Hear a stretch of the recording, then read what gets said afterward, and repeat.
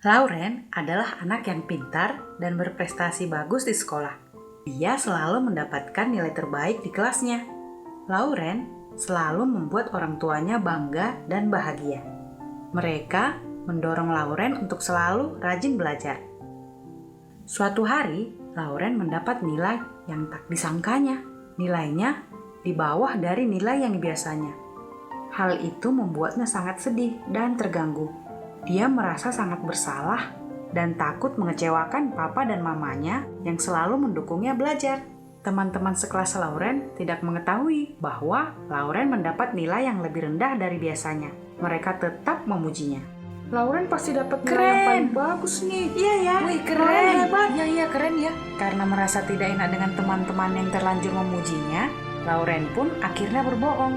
Dia berkata kepada temannya bahwa nilainya bagus seperti biasanya. Hari demi hari, perasaan Lauren akan nilainya menurun membebani pikirannya, dan malah membuat nilai-nilainya yang lain ikutan turun juga. Dia mengalami pergumulan yang besar. Di satu sisi, dia ingin mengatakan yang sejujurnya kepada teman-temannya. Tetapi, dia takut teman-temannya akan menjauhinya karena sudah berbohong. Namun, jika dia tidak mengatakan yang sebenarnya, dia akan terus kepikiran dan merasa cemas. Di rumah, Lauren juga merasa gelisah karena tidak berkata jujur tentang nilainya kepada orang tuanya. Hal itu semakin membuat Lauren tertekan dan merasa bersalah. Suatu hari, Ruth, sahabat dekat Lauren, menyadari bahwa akhir-akhir ini temannya itu selalu murung. Ruth pun menanyakan kepada Lauren, "Lauren, kamu kenapa akhir-akhir ini? Kok murung terus?" Awalnya, Lauren menolak untuk bercerita kepada Ruth.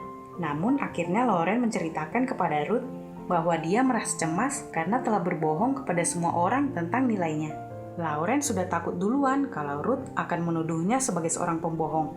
Namun, respon Ruth malah membuatnya terkejut. Ruth tertawa terbahak-bahak mendengar cerita Lauren, kemudian memeluk Lauren, sahabatnya yang sudah hampir menangis.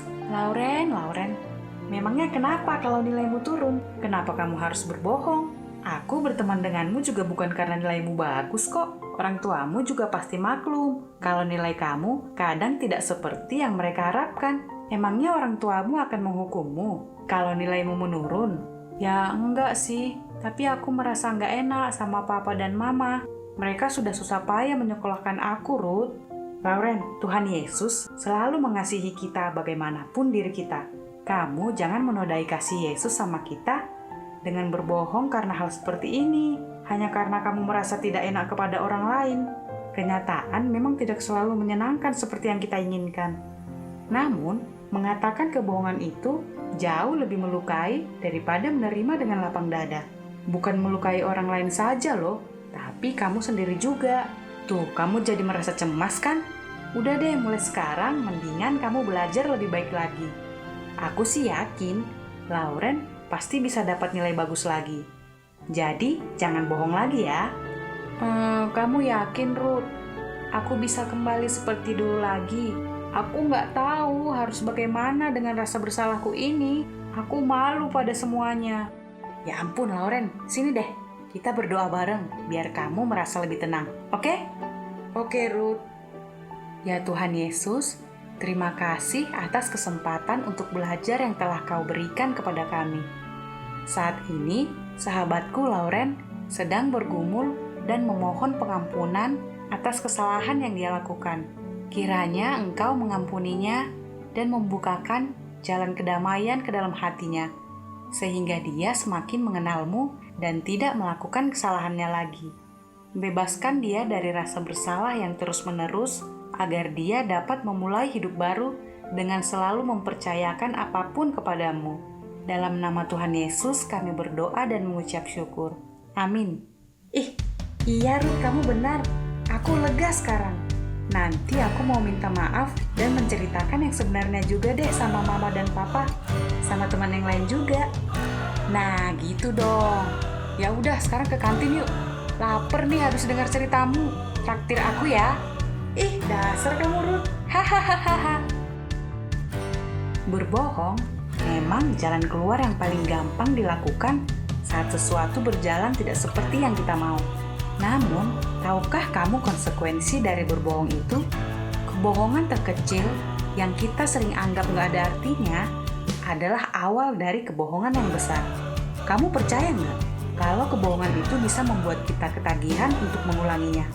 Makanya, masih banyak dari kita yang memelihara kebiasaan tersebut. Tuhan Yesus pernah bersabda untuk jangan berbohong. Di dalam Injil Yohanes 8 ayat yang ke-44, Yesus bersabda, "Iblislah yang menjadi bapamu, dan kamu ingin melakukan keinginan-keinginan bapamu.